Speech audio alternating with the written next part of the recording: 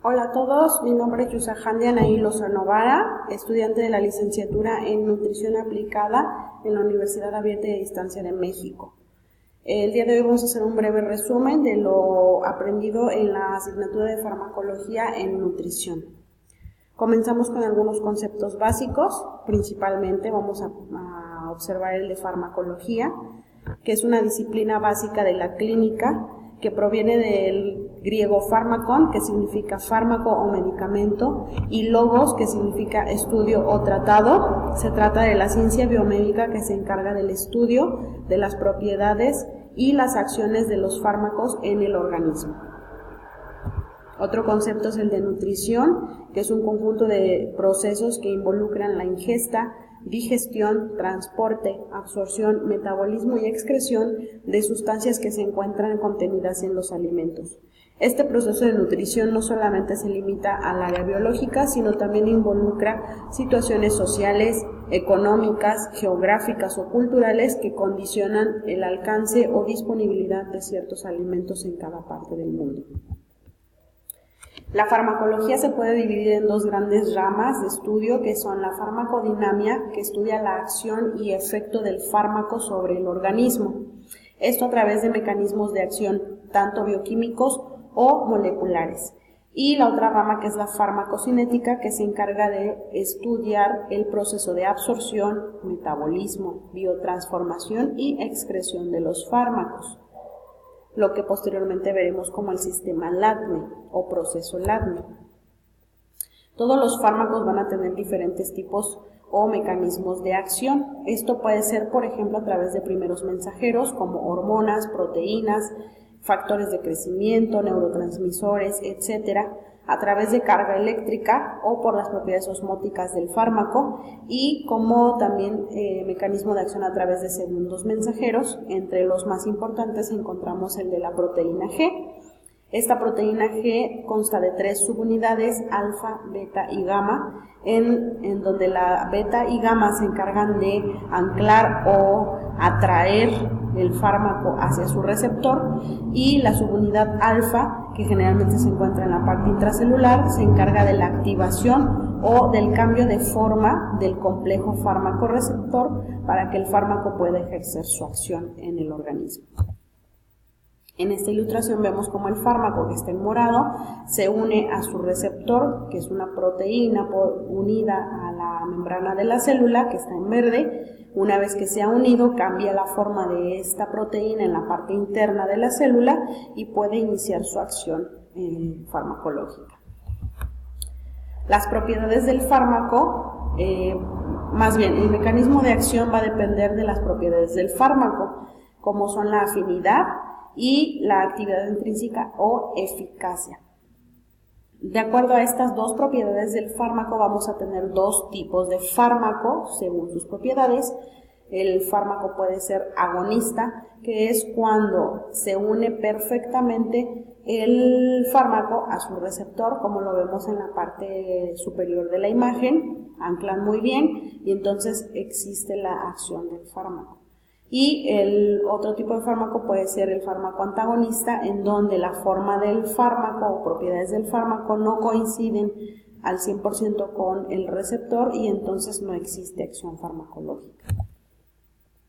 De aquí se desprende entonces la biodisponibilidad de los fármacos. Si son afines o no los receptores, viene la biodisponibilidad, que se trata del porcentaje del fármaco que llega intacto al sitio de acción, es decir, a través de los procesos de absorción, liberación, distribución, se va generando cierta merma del fármaco que originalmente se administró. Y por ejemplo, suponiendo le administramos 50 miligramos de paracetamol a alguien y solamente llegan al sitio de acción 45, 20, 35, depende de lo que se haya perdido durante los demás procesos.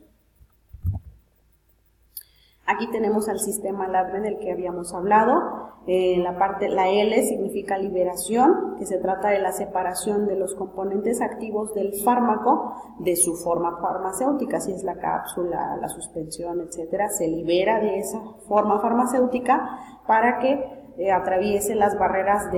fisiológicas que tenemos en el organismo y se inicie el siguiente proceso, que es la absorción, en donde el fármaco alcanza la circulación sistémica y una vez que ha circulado, llega a la circulación sistémica, se hace la distribución hasta alcanzar un equilibrio de concentración en las diferentes zonas del organismo.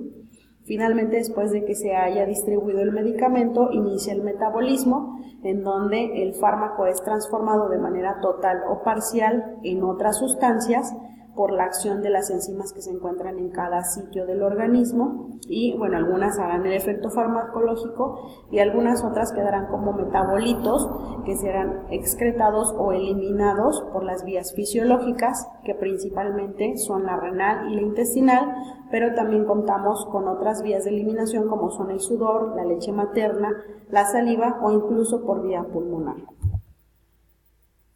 Existen diferentes vías por las cuales el medicamento puede ser administrado. Estas son divididas en mediatas o indirectas, que son la vía oral, la vía rectal, sublingual, respiratoria y tópica, y las vías inmediatas o directas, que son la intradérmica, subcutánea, intramuscular y endovenosa. Una de las diferencias que existen entre estos dos grupos de vía de administración es que en las vías inmediatas o directas se alcanza mucho más rápido la distribución, debido a que llegan más rápido a la circulación sistémica y por lo tanto su acción iniciará un poco antes. Existe una relación entre la farmacología y nutrición, por la cual debemos estudiarla como nutriólogos, y esta es que existen efectos cruzados entre el consumo de ciertos alimentos con algunos medicamentos o viceversa, y todo esto el nutriólogo lo debe tener en cuenta para tener un consejo adecuado sobre el consumo de ciertos alimentos junto con algunos medicamentos o los tiempos correctos para la administración de sus medicamentos, es decir, ya sean antes, durante o después de cada tiempo de comida. Y todo esto nos va a servir para interpretar las consecuencias de las distintas interacciones medicamento-alimento, alimento-medicamento y tomarlas en consideración para disminuir los riesgos tanto nutricionales como farmacológicos y optimizar el tratamiento farmacológico o dietético del paciente. Las diferentes interacciones que tenemos entre medicamentos y alimentos, la primera es interacción alimento-medicamento, en donde se trata de efectos inespecíficos debidas a la presencia de alimentos en el tracto gastrointestinal. Pueden ser debidos también a un efecto de algún componente específico del alimento sobre el fármaco o efectos derivados de un desequilibrio de algún componente de la dieta provocados por el medicamento. La interacción medicamento-alimento puede ser de dos tipos: farmacocinética, en donde se ve modificada la exposición del organismo al fármaco, algún paso del proceso LADME se ve alterado,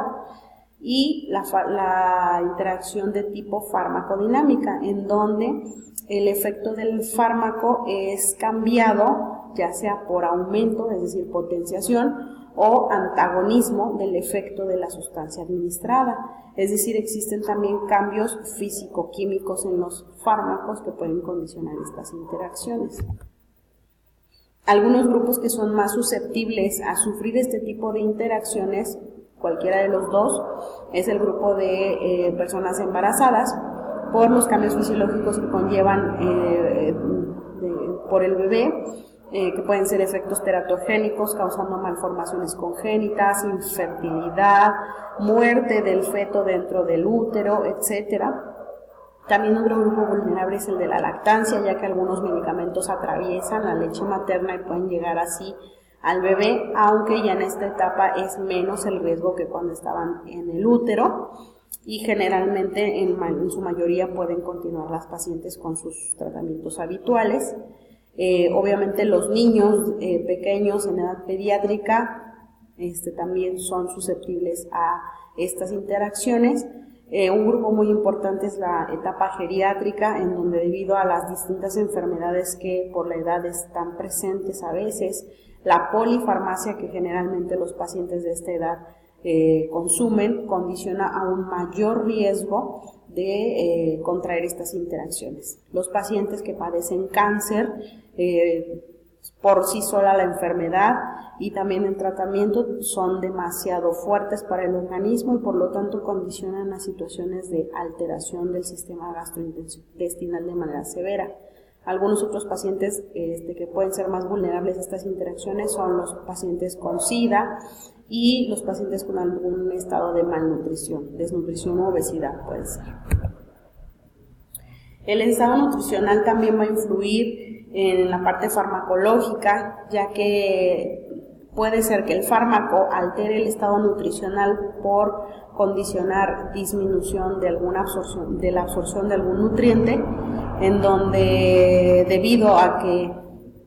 comparten ciertas rutas y mecanismos del sistema LADME, existen variables que debemos considerar como es el tratamiento farmacológico, el tipo de sustancia, la cantidad de medicamentos que consume, la dieta del paciente y obviamente las características específicas de cada paciente. Los mecanismos que están generalmente implicados en estos procesos de alteración es por alteración en la ingesta, en la función gastrointestinal, en el metabolismo de los nutrientes debido a la presencia del fármaco, como en el caso de las vitaminas, o a la excreción,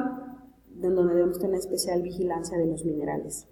El estado nutricional también puede alterar la respuesta al fármaco, alterando el sistema LADME. Para ello hay que siempre deber tener una evaluación completa del estado nutricional del paciente y también debemos tener en cuenta las características del medicamento que se está administrando. Por lo tanto, existen algunas recomendaciones generales que debemos tener en cuenta los nutriólogos, que es saber que cuanto mayor sea el número de fármacos que el paciente consume, mayor será la posibilidad de que se presente alguna interacción del tipo de las que ya hemos estudiado, cualquiera.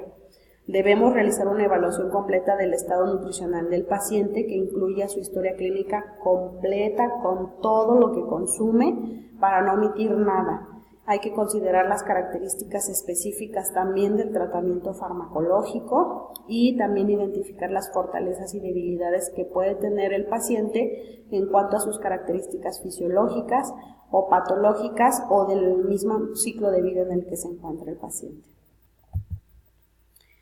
Gracias a esta asignatura logramos reconocer la relación entre la farmacología y la nutrición, identificando su utilidad.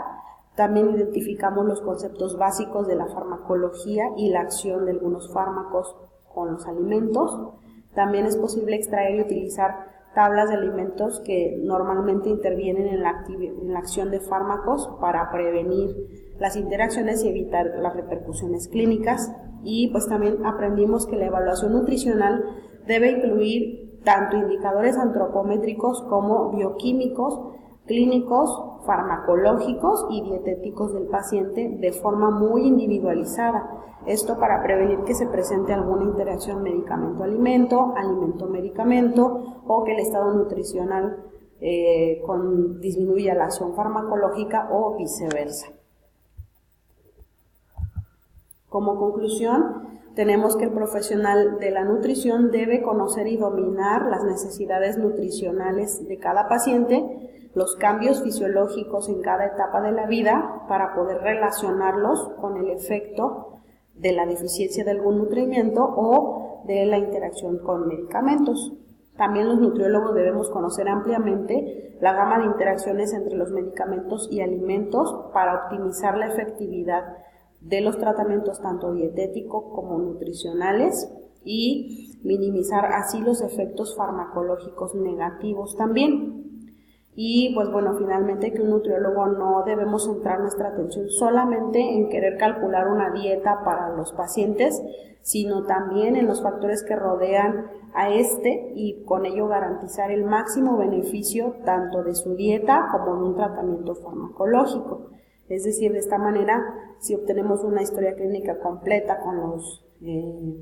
requerimientos necesarios, podremos prevenir una interacción medicamento-alimento, alimento-medicamento y con ello lograr un éxito en el tratamiento tanto dietético como farmacológico del paciente. Por mi parte sería todo, muchas gracias y pues bueno, les dejo mi bibliografía. Espero les haya servido de algo mi presentación.